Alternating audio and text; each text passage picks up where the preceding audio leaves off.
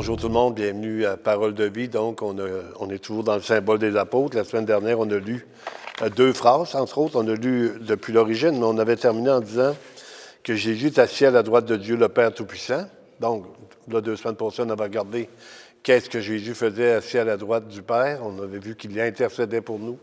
Et il est en train aussi de nous préparer une place. Donc, il y a vraiment un travail qui se fait, même s'il semble lointain. Jésus est toujours proche. Vous pouvez l'appeler, vous pouvez parler avec lui. Il est constamment là. Il dit qu'il est près de nous, près de notre bouche, près de notre cœur. Donc, on a accès à son trône. Et même s'il y a des milliards de personnes qui pourraient prier en même temps, notre Dieu est tellement grand qu'il n'oublie aucune des prières, aucune des requêtes. Il est là pour ça. Et là, on avait vu d'où il viendra. Donc, on attend une deuxième venue du Seigneur. Il est venu une fois, et de la même manière qu'il est venu miraculeusement à ce moment-là, né d'une vierge, naître à Bethléem, tous les signes, toutes les choses se sont réalisées. Il va venir une deuxième fois sur les nuées. Il va venir chercher son Église. Il va venir vraiment aussi parler au peuple. Il va venir surtout amener un jugement. Ça, c'est pas la partie, on peut dire que c'est la partie plate de son deuxième retour, mais c'est pas la partie plate. C'est la partie vérité aussi. Autant il annonce le salut gratuitement et qui offre le salut par grâce. C'est vraiment le travail par excellence. Il invite les gens. Venez à moi, vous tous qui êtes fatigués et chargés, vous donnerez du repos. Venez à moi, je vous donne le salut. Je vous accorde le don de Dieu. Je vous donne la vie éternelle. Constamment, le Seigneur appelle. Maintenant, il va amener un jugement parce que les gens ne répondent pas nécessairement à son appel. Les gens veulent garder leur vie. Hein? Si tu veux garder ta vie, tu vas la perdre. Si tu la perds à cause de moi, tu vas la retrouver. Donc, on est dans un temps de grâce exceptionnel, un temps où on se tourne vers le Seigneur et on met notre confiance en lui, où on résiste et on ne veut rien savoir de lui. Ça devient comme...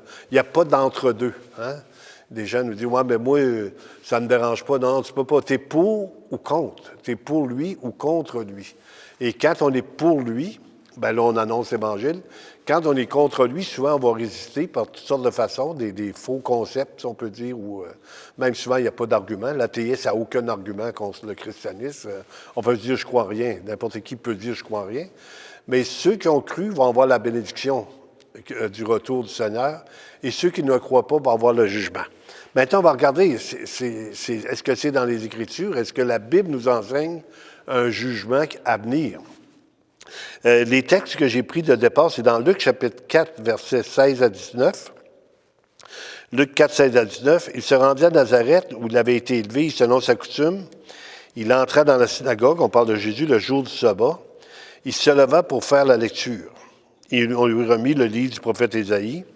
L'ayant déroulé, il trouva l'endroit où il était écrit « L'Esprit du Seigneur est sur moi, parce qu'il m'a oint pour annoncer une bonne nouvelle aux pauvres. » Encore une fois, on n'arrête pas de parler qu'on est sous la grâce. La grâce, c'est quoi? La faveur imméritée.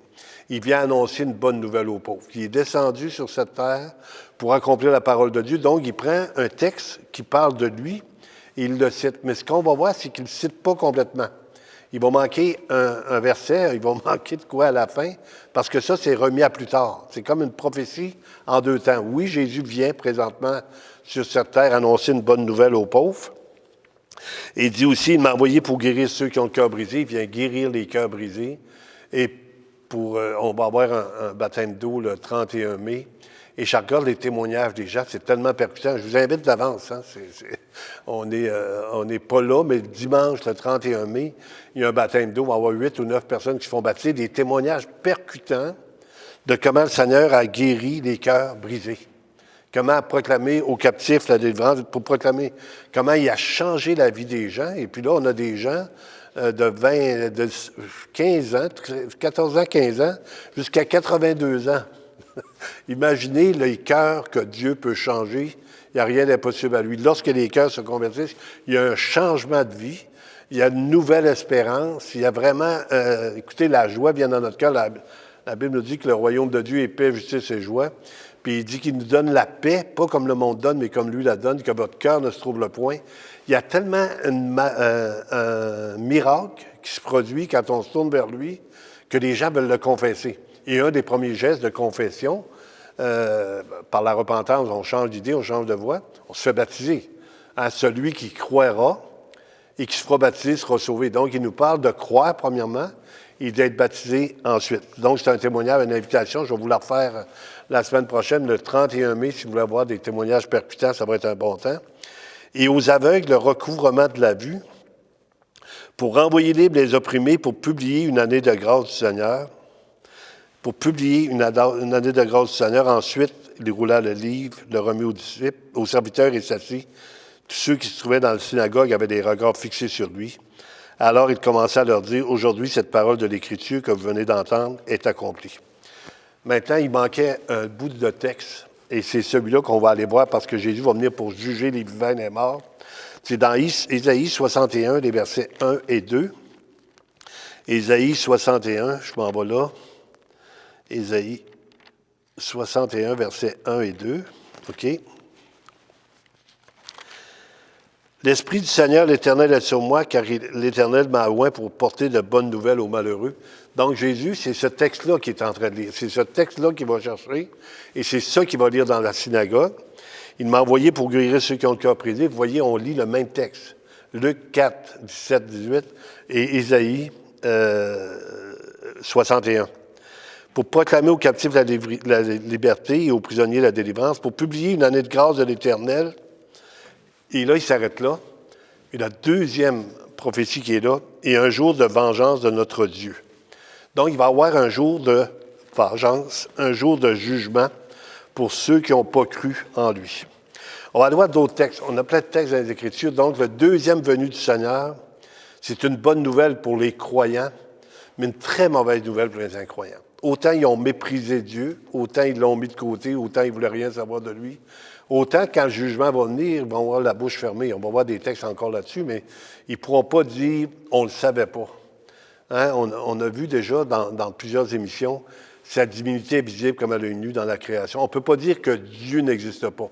On peut essayer de dire que Dieu n'existe pas. On peut se convaincre que Dieu n'existe pas, mais on ne peut pas dire qu'il n'existe pas. Donc, dans Jean chapitre 3, verset 16, et là, on tombe encore avec un texte exceptionnel des Écritures, le texte le plus lu, le plus, si on peut dire, le plus appris par cœur par les croyants, c'est Jean chapitre 3, verset 16. « Car Dieu a tant aimé le monde qu'il a donné son Fils unique, afin que quiconque croit en lui ne périsse point, mais qu'il ait la vie éternelle. » Donc, on parle de l'amour de Dieu. Quiconque croit en lui ait la vie éternelle. Donc, c'est un appel général au monde de se tourner vers lui. Il aime le monde. Il a donné ce qu'il y avait de plus précieux. Jésus va mourir sur le bois du calvaire. La Bible nous dit qu'il va prendre la malédiction sur lui. Donc, c'est un texte qui nous parle. Maintenant, je peux faire ce que je veux avec. Je peux dire oui ou non.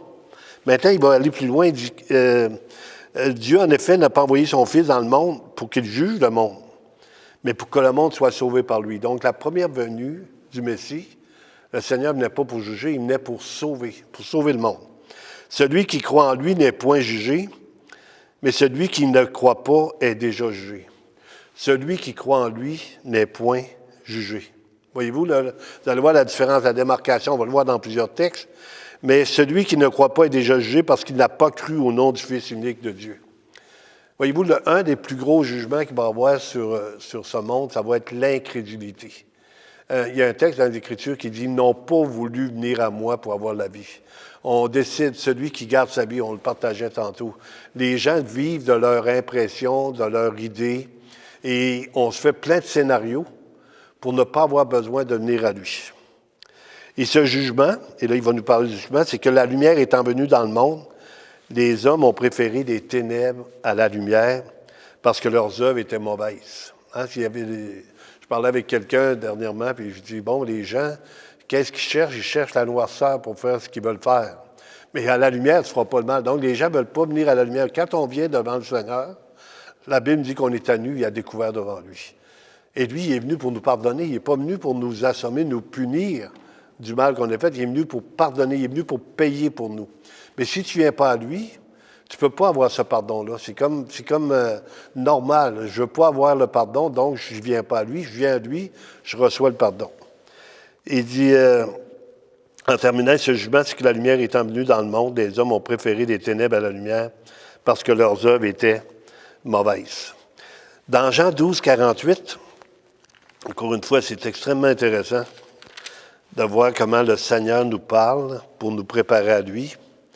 Jean 12, 48, il nous dit « Celui qui me rejette et qui ne reçoit pas mes paroles à son juge, la parole que j'ai annoncée, c'est elle qui le jugera au dernier jour. » Vous remarquez, depuis qu'on fait les émissions, depuis plus que 20 ans maintenant, on dit constamment aux gens, on y va selon la parole.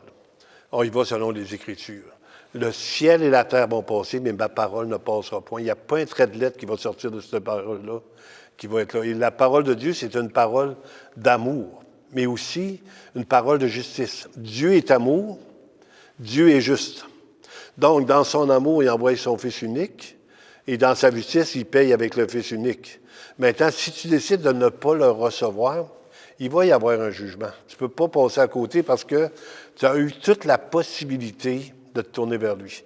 Aujourd'hui, je m'en vais sur YouTube le matin, marque prière du matin, il y a plein de prières, il y a plein d'intercessions, il y a plein de prédicateurs.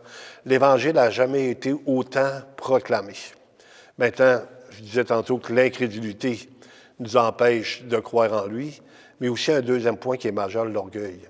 Qu'est-ce que les autres vont dire? Qu'est-ce que les autres vont penser? Beaucoup de gens ont plus peur des autres que du jugement qui va venir si on ne vient pas à lui.